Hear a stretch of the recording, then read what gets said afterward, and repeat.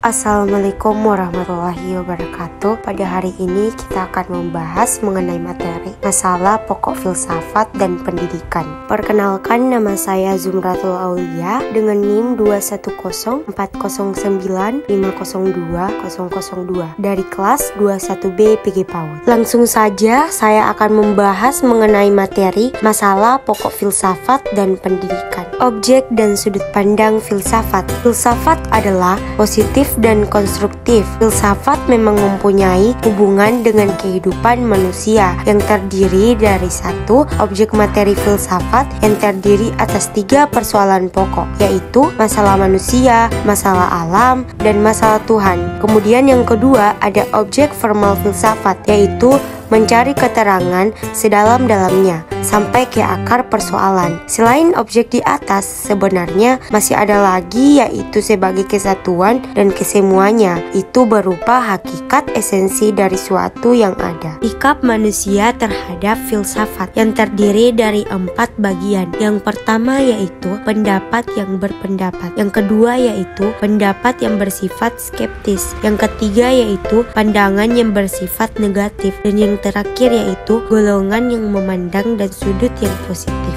Filsafat sebagai suatu lapangan studi yang terdiri dari 1. Ilmu filsafat sebagai pedoman, 2. Pandangan hidup yang mantap, 3. Kehidupan dan penghidupan ke arah gejala negatif, 4. Tingkah laku manusia pada dasarnya ditentukan oleh filsafat hidupnya. Masalah esensial filsafat dan pendidikan. Filsafat sebagai ilmu yang mengadakan tinjauan dan mempelajari objeknya dari sudut hakikat, juga mengadakan tinjauan dari segi sistematik. Dalam tinjauan dari segi sistematik ini, filsafat berhadapan dengan 3 problem utama, yaitu realitas, pengetahuan, dan nilai. Beberapa contoh permasalahan pendidikan yang memerlukan analisa filsafat dalam memahami dan memecahkannya yaitu: 1. Apakah pendidikan bermanfaat atau berguna membina kepribadian manusia atau tidak?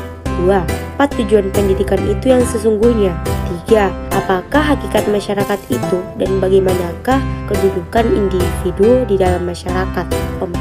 Untuk mencapai tujuan pendidikan yang ideal, apakah pendidikan yang diutamakan yang relevan dengan pembinaan kepribadian sehingga cakap memangku suatu jabatan di masyarakat? Dan yang terakhir, bagaimana asas penyelenggaraan pendidikan yang baik, sentralisasi, desentralisasi, atau otonomi?